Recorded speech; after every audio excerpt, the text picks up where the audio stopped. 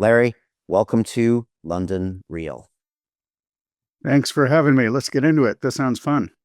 Yeah, let's jump into this. So, in 2011, I walked away from my job as a banker in London. And based on my inspiration of Joe Rogan, who at the time wasn't even on YouTube, I mean, very few people knew about Joe. I was into my fighting and mixed martial arts. So I knew him as the commentator of the UFC, but I was watching his podcast when he was literally on a sofa with his friends on Ustream. It was so low tech, it wasn't even funny, Larry. And I decided to start my own Joe Rogan in London, and we called it London Real because I always thought London was a tremendous brand name, and I thought I would just grab it. And this was in 11, and I still remember getting our first Twitter account. And again, social media is still newish. Instagram didn't exist back then. Facebook, it didn't even have like a business page. You had to kind of co-opt a personal page, and it was still the early days. And it was something we kind of grew up with the internet. And we kind of grew up with this publishing. And I remember in the early days, just being recognized by something like Wikipedia would have been just a tremendous honor and a sign that we were now relevant, as a show. And of course, being recognized by mainstream media was something we kind of always wanted as well. And so fast forward to 2014, 2017, 2020, when COVID happened and lockdown happened, we were one of the few channels that started asking hard questions and having guests on that started going against the mainstream narrative. And famously on April 6, 2020, we had the second largest YouTube live stream in the world, second only to Trump's coronavirus briefing that day from DC. And that episode was banned and deleted 10 minutes after we finished it. Now, I had gone 9 years, Larry, and never had a single episode taken down from YouTube. We were in their partner program. I would go down to the studio. They would take us to lunch, and we started an all-out war. And it wasn't just YouTube. It was systematically Dropbox, Twitter, Facebook. Everybody was taking us down. And then soon I realized that we were being ripped apart on Wikipedia. And I just couldn't believe it because I think we all just assumed it was this transparent, trusted source of information equal to the truth, and I started finding out firsthand how it wasn't. And Larry, I would tell people, how do you get out of a rat race? How do you create wealth not only for yourself, but also for the generations to come after? I am absolutely amazed with the quality of companies that we're getting exposure to. We go on to Zoom calls with the innovators and the folks who are building new applications in metaverse, blockchain, artificial intelligence, decentralized finance. What's going on, everybody? Thumbs up if you can see me. We are focusing on early stage investment. And the quality of people that we're getting exposure to, whether it be Dan Tapiero with 1RT, Jason Ma from Open, Yatsu from Animoca. It's been a phenomenal experience thus far. It has far exceeded my expectations. We are focusing on cutting edge technologies. I view it now as the best investment I've ever made. The upside I view is unlimited. And as a retail investor, I would never get this exposure anywhere else outside of Investment Club. See you in the Investment Club.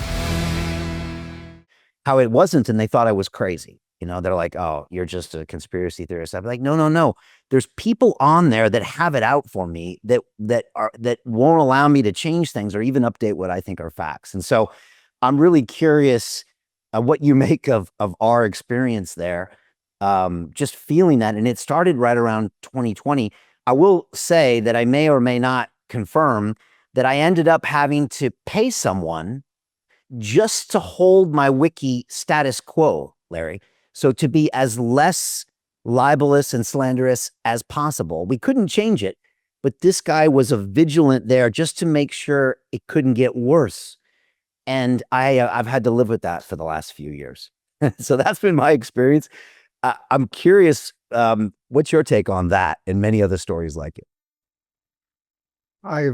Well, your story is fairly typical. I've heard a lot of such stories. Peter Schiff actually reached out a couple of months ago and said that his story of being investigated by the government and then entirely exonerated was not properly told by Wikipedia.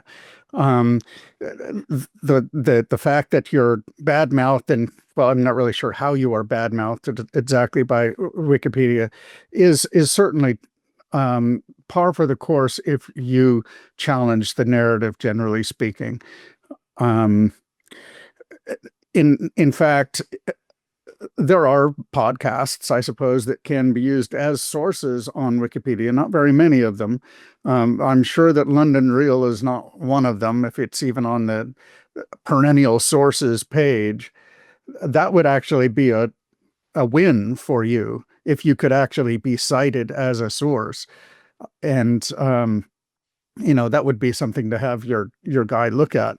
It is absolutely true that people who can afford it will pay and have maintained their pages by, PR firms that specialize in working on Wikipedia.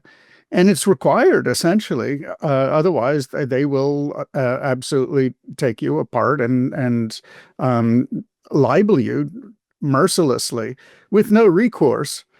Part of the problem here is that you're dealing with anonymous people.